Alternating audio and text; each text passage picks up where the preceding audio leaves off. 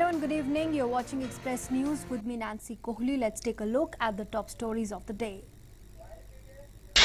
5 dead, 50 injured as 5.8 magnitude quake jolts Pakistan-occupied Kashmir. Tremors also felt in North India. No report of any loss of life or property following the quake. Prime Minister Narendra Modi to hold bilateral talks with the US President Donald Trump in New York today. The talks on the sidelines of the UNGA meeting to further strengthen the strategic partnership between the two countries. Prime Minister Modi to participate in the Forum of Indo-Pacific Islands Cooperation plurilateral meeting. India and the Pacific nations have met under the Forum for India-Pacific Islands Cooperation, the first in Fiji in 2014 and then in Jaipur in 2015. Prime Minister Modi to inaugurate the Gandhi Solar Park at United Nations headquarters. For the first time that solar energy is being produced at the UN headquarters. 193 solar panels are installed representing 193 member states of the UN. The Prime Minister to be conferred with the Global Goalkeeper Award for spearheading the Swachh Bharat Abhiyan. Prime Minister receives the award by Bill Melinda Gates Foundation for his contribution towards cleanliness and spreading awareness on the issue. Prime Minister Modi met with the President of Niger on the margins of the UNGA. Intensifying bilateral cooperation in the areas of solar energy, agriculture and counter-terrorism was the main focus of the discussion. Prime Minister Modi also held a bilateral meeting with his Italian counterpart on the sidelines of the UNGA. The two leaders discussed issues of mutual interest. On the sidelines of the UN session, Prime Minister Modi also met the Sheikh Tamim bin Hamad, the Emir of Qatar. Both the leaders reviewed the full range of ties between India and Qatar. The Emir of Qatar also highlighted Prime Minister Modi's efforts to make yoga more popular globally. Prime Minister Modi held a meeting Executive Director of UNICEF in New York. The two leaders discussed children healthcare programs, achieving sustainable development goals and overcoming the challenges to providing better future for children. Prime Minister Modi also held a bilateral meeting with the Maldivian President in New York. The Prime Minister also held a bilateral meeting with the Nambian President. Prime Minister Modi attended the Strategic Response to Terrorist and Violent Extremist Narratives meeting in New York. During the meeting, the Prime Minister extended support to the Christchurch call to action wherein commitment was made by countries and tech companies to eliminate the violent extremist content online. It was an international call initiated by the governments of France and New Zealand along with top social media companies after the Christchurch attacks. Secretary West in the External Affairs Ministry, Gitesh Sharma, said that the French President Emmanuel Macron appreciated India in this regard. The Secretary also mentioned, Prime Minister mentioned the need to avoid politicization of the UN listing and the Financial Action Task Force. He's also called for need for institutionalizing of the counter-terror cooperation at multilateral levels. He also stressed that India's rising stature and strong democratic credentials echo at the multilateral forum. The United Nations Secretary General also warned governments that they would have to offer the action plans to qualify to speak at the summit, which is aimed at boosting the 2015 Paris Agreement to combat global warming. He said, "We are losing the race against climate change." United Nations Secretary General Antonio Guterres has announced the formation of a constitutional committee for Syria, a long-awaited step in a stalled peace process. The United Nations in the coming weeks will convene the committee as a next step in efforts to find a political solution to end the war in Syria, but there has been no agreement so far on who should be on it. President Ramallah Koval inaugurated the India Water Week 2019 in New Delhi. The theme of the event is Water Cooperation, Coping with 21st Century Challenges.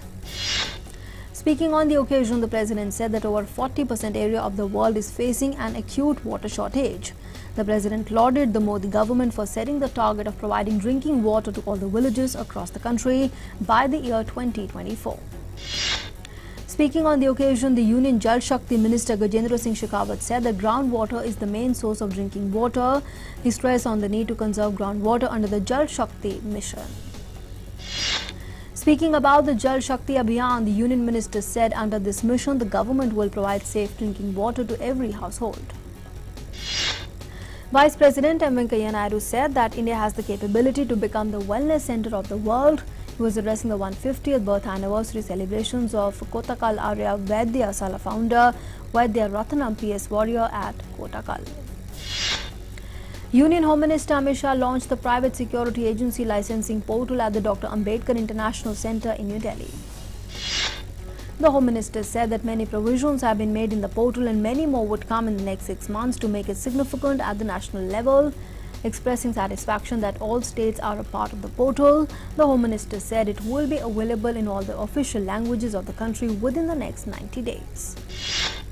Union Road, Transport and Highways Minister Nitin Gadkari said there is no policy to put a ban on the petrol and diesel vehicles. He added the electric vehicles are picking up pace. The minister also said that government's emphasis is on clean fuel and work is underway for biosources of fuel. Union Minister Ramallah once said that the high prices of onions is temporary. He assured that there is a buffer stock of 35,000 tons and that action will be taken against the hoarders. RBI Governor Shaktikanta Das has said India is expected to attract higher foreign direct investment going forward with the corporate tax rate becoming competitive. In addition, the companies now have more cash to invest. The 30-share Sensex opened on a positive note and went on to hit a high of 39,306 during the session, but later slipped and ended with a meager gain of 7.11 points or 0.02% at 39,097. The NSE Nifty settled 12 points or 0.10% lower at 11,588. The rupee was quoted 7 paise lower at 71.01 against the US dollar in the intraday trade on Tuesday. The Brent crude futures fell 0.79% to $63.77 per barrel intraday. The gold prices rose by 330 rupees to 39,020 rupees per 10 grams in the national capital on Tuesday in the expectation of pickup in the festive demand, according to HDFC Securities. The silver also moved up 730 rupees to 48,720 rupees per kilogram. The State Bank of India launched its digital banking app YONO in United Kingdom, marking its global launch. The SBI chairman Rajneesh Kumar unveiled the app at an exclusive event in London.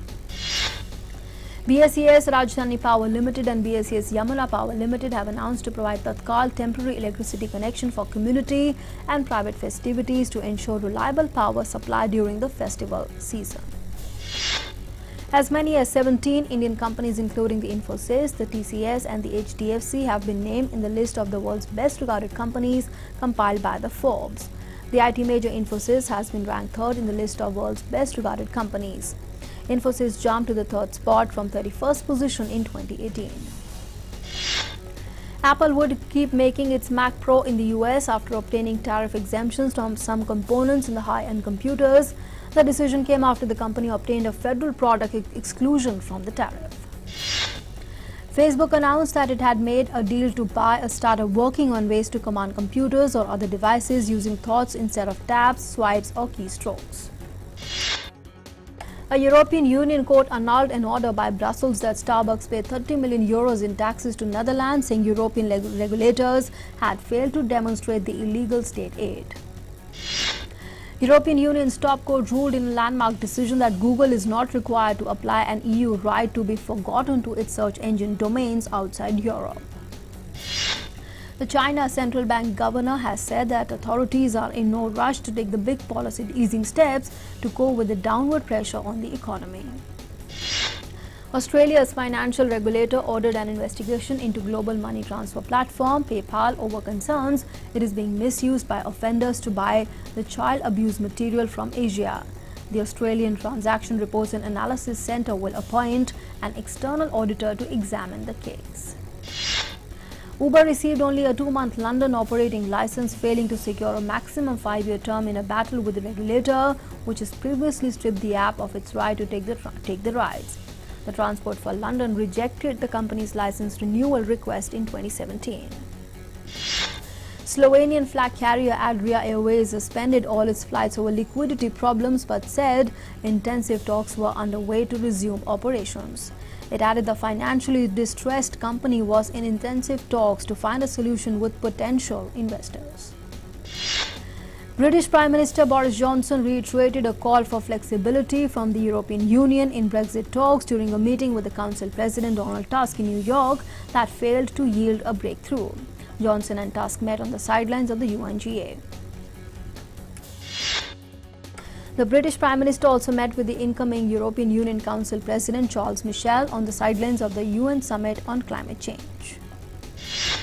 Britain will double its overseas development funding and raise spending internally to tackle climate change to $14.4 billion over 5 years, British Prime Minister Boris Johnson has said.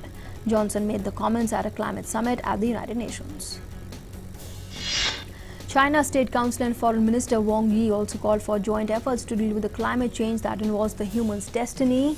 As a special representative of Chinese President Xi Jinping, Wang made the remarks when delivering a speech at the UN 2019 Climate Action Summit. US President Donald Trump said he could not rule out a meeting with his Iranian counterpart Hassan Rouhani at the United Nations this week. However, a meeting between them is yet to be scheduled.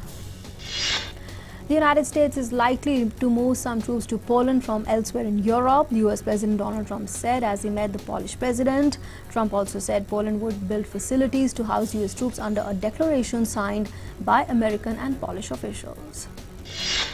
In a major blow to Boris Johnson, United Kingdom Supreme Court ruled that Prime Minister Boris Johnson acted unlawfully when he advised Queen Elizabeth to suspend Parliament just weeks before Brexit, and that therefore the legislature had not been prorogued. The ruling was a unanimous decision by the court's 11 presiding judges. The British Labour leader Jeremy Corbyn called on Boris Johnson to consider his position and call a new election after Supreme Court ruled that the Prime Minister's move to suspend Parliament was unlawful. International donors agreed to free up more than $500 million in aid to protect the tropical rainforest, including the Amazon, where wildfires are raging, France's President Emmanuel Macron has said. Brazil has arrested 63 people and issued fines amounting to $8.7 million in cases related to the raging fires in Amazon, the Brazilian defense minister said. He said the arrests were made after the military was sent to fight fires in the Amazon rainforest. Hundreds of people braved a driving rain to see pictures of the Amazon by famed Brazilian photographer Sebastião Salgado projected onto the Basilica of St. Francis in Assisi. The event took place on the eve of the climate summit at the UN.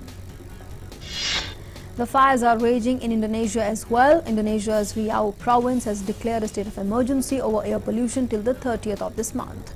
Riau governor said that a further extension of the emergency was up for review. Angered by what they claim are lax legal efforts to prevent fires, the protesters from environmental group Greenpeace unveiled a banner under a bridge in Kalimantan province pressing President Joko Widodo to take action against the forest fires. The afternoon skies in Indonesia's Jambi province of central Sumatra turned Mars red as a result of haze caused by worsening forest fires in the surrounding region. Indonesia's Met Department said in an online statement that the red skies were caused by a phenomenon called my skytring, when microparticles brought by pollutants result in a scattering of sunlight. The Indonesian forest fires are putting nearly 10 million children at risk from air pollution, United Nations has warned. The scientists said that the blazes were releasing vast amounts of greenhouse gases. Chief Executive of Hong Kong, Carrie Lam, spoke to the press on rule of law and the first dialogue with the public to be held on Thursday. She said the rule of law is an important core value of Hong Kong and the government will investigate all the violent incidents according to the law. Hong Kong's embattled leader also said that more than 20,000 people have applied to take part in a dialogue session with her and vent their anger at the government after 3 months of huge pro-democracy protests. Israeli Prime Minister Benjamin Netanyahu met with his rival Benny Gantz at the invitation of President Rivlin Rivlin, wrapping up 2 days of consultations with the leaders of all the parties that won parliamentary seats in the 17 September ballot. Rivlin summoned Netanyahu and Gantz to a closed-door meeting, apparently to urge them to join the forces. The Chinese Vice President met with the Solomon Islands Minister of Foreign Affairs and External Trade in Beijing. Wang said it is of great importance for China and the Solomon Islands to establish diplomatic relations at the occasion of the upcoming 70th anniversary of the founding of the People's Republic of China. Hundreds of thousands of tourists rushed back home amid chaos after British travel firm Thomas Cook collapsed on Monday, leaving some 600,000 holiday makers stranded and sparking the UK's biggest repatriation since World War II. Facing acute fuel shortages in their own country, Haitians took a chance to cross the border into the Dominican Republic in search for petrol. Dozens were seeing the border and gathering around a petrol station. Haitians complain they need fuel to survive, while police in the Dominican Republic tighten their grip on security. South Korea's spy agency has claimed that nuclear negotiations between the US and North Korea will likely resume within 2 to 3 weeks. South Korean lawmakers were told about the meeting in a private briefing. The bodies of 3 missing children were found in Pakistan's Chunian, a district which has seen numerous cases of child abuses and abductions in recent years. According to the police, 20 arrests have been made as they investigated the suspected murders and assault of the boys. Amid security concerns, the Afghans are set to head to polls on Saturday to choose the country's new leader. Around 9.6 million voters have registered in a country with a population of about 32 million. Top Chinese telecom executive Meng Wanzhou and her lawyers headed to court to try to have her extradition case thrown out, arguing that her rights were violated. The 47-year-old Huawei chief financial officer was detained during a stopover at the Vancouver airport last December on a US warrant. Roman Catholic parishioners mourned the death of their 71-year-old priest who was killed in an apparent robbery next to his church in Brazil's capital, Brasilia. Thousands of people flocked to public celebrations across the country on Monday to mark Saudi Arabia's National Day with an air of heightened patriotism following last week's attack on the kingdom's energy industry. Hundreds of Bavarians wore their finest traditional clothes for the annual Oktoberfest traditional costume parade in Munich, always held on the second day of the world's largest beer festival. The parade is a chance for the locals to show off their best Bavarian costumes. Madagascar has begun producing one of the world's most expensive delicacies. 3 entrepreneurs in the country are hoping their caviar from the highlands will win over France's famously demanding chefs. After achieving the best ever medal haul of 2 in the World Boxing Championships, Amit Pangal and Manish Kaushik met the Sports Minister Kiran Rijiju, who wished them for their better performance in Olympics. From the Ministry of Sports, silver medalist Amit Pangal was given the prize money of 14 lakh rupees, while Manish Kaushik was awarded with 8 lakh rupees. Union Minister for Youth Affairs and Sports Kiran Rijiju announced the cash prizes for Indian wrestlers for their performance in the recently concluded the World Wrestling Championships. They announced 7 lakh rupees as cash prize for silver medalist Deepak Punia, whereas all the 4 bronze medalists will be given 4 lakh rupees.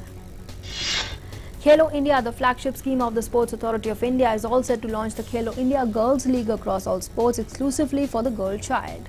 The first league will be managed and organized by the All India Football Federation. Barcelona's Lionel Messi won the Best Men's Player for the 6th time at the FIFA Football Awards in Milan, as Juventus's Cristiano Ronaldo and Liverpool's Virgil van Dijk missed out on the top prize. The US co-captain Megan Rapinoe won Women's Top Award after helping her country to the World Cup title this year in a tournament considered to be a milestone in the development and the expansion of women's football internationally. Liverpool manager Jurgen Klopp was named the Men's Coach of the Year at the FIFA Football Awards after a season in which they beat Tottenham 2-0 to lift the Champions League. During the FIFA Best Football Award ceremony in Milan, the FIFA president made a plea to the football community to eradicate racism once and for all. Russia will miss the World Athletics Championship for a 2nd time in a row after the sport's governing body extended the ban against country's federation. The body confirmed the decision after hearing a report from its task force overseeing Russia's reinstatement efforts. The Russian authorities denied existence of a state-sponsored doping program in the country but accepted that some senior officials were involved in providing banned substances to athletes, interfering with the anti-doping procedures and covering up the positive tests. Indian golfer Rahul Gangji is hopeful of putting up a strong title defense despite a few changes to his game, still being work in progress ahead of the 10th Panasonic Open that begins on Thursday. Indian wrestler Vinesh Fogart, who recently secured a spot for the 2020 Tokyo Olympics, said that beating Japan in their own country will be the biggest challenge. Virat Kohli received one demerit point after he made physical contact with the South African bowler Hendricks during the final T20 International on Sunday. He's been found guilty of a level 1 breach of the ICC Code of Conduct and has admitted to the offence. The BCCI's much-awaited elections have been rescheduled by a day to 23rd October in the wake of assembly elections in Haryana and Maharashtra. Australia's Test tour of Bangladesh, which was also part of the ICC World Test Championship, has been postponed to June-July from February next year for undisclosed reasons. The first trailer of Saif Ali Khan's starrer Lal Kaptan is finally out. The trailer titled The Hunt gives the audience a sneak peek into the actor's character, a Naga Sadhu thirsting for revenge. Sonakshi Sinha will be seen in a special appearance in Saif Ali Khan's starrer Lal Kaptan, which is slated to be released on 18th October. The actor's voiceover will also be heard in the promo. Dream Girl, that has emerged as Ayushmann Khurrana's biggest opener till date, is continuing its dream run and has now crossed the 100 crore rupee mark. Taapsee Pannu, who is all set to share screen space with Bhumi Pednekar in her forthcoming release Sand Ki Aankh, said she was eagerly waiting to do a two-heroine project where both of them have equal roles. Bollywood superstar Salman Khan launched the 13th season of Bigg Boss in Mumbai. Amid loud cheering of fans, Khan made a grand entry at the event in a metro train compartment, which he termed as Celebrity Express. Superstar Amir Khan announced a book based on the life of veteran music composer Vanraj Bhatia a week after a media report shed light on his declining health and poor financial situation. Batman fans in Mexico celebrated the DC comic superhero's 80th anniversary as a bat signal lit up the side of a skyscraper in the dark skies over the Mexico City. YouTuber Joe Rogan Wallace and Gromit creator Nick Park were among attendees at the premiere of a Shaun the Sheep movie in London. This is the second Shaun the Sheep film, which is slated to be released on 18th October. Michael Usman and Asano have joined the Mary Elizabeth Winstead in Netflix's assassin thriller Kate. The film will be directed by Cedric Nicholas Troyan from a script by Umair Ali. Jeffrey Wright is in negotiations to play the Commissioner Gordon in the Batman, while Jonah Hill will be seen as one of the Caped Crusaders' signature adversaries in the Matrix directorial. Nicolas Cage and Alex Wolff are teaming up for Michael Sarnoki's Pig. The story revolves around a lone showful hunter living in the Oregonian wilderness. Filmmaker-actor Carmen Chaplin is set to direct a theatrical documentary feature on her grandfather, the screen legend Charlie Chaplin. Titled Charlie Chaplin, A Man of the World, the film will shed light on a barely explored new facet to Chaplin, his Romani roots and heritage. With a lush green backdrop, the Italian fashion house Dolce & Gabbana took fashionistas on a jungle trek at its catwalk show, presenting a spring wardrobe inspired by the colorful tropical fauna and flora. Giorgio Armani paid tribute to nature in the spring collection for his eponymous line, using the earthy tones and floral prints in the Milan Fashion Week presentation. The Portuguese designer Alexandra Moura closed the Milan Fashion Week on Monday with a tribute to her country's cod fishermen, presenting a spring collection inspired by the sea. A giant yellow duck, Harry Potter and a stormtrooper were some of the brave pilots running off a cliff edge in the French Alps. Around 130 pilots from France and beyond flew paragliders during the iCarnival, a contest awarding pilots with a Best Costume prize.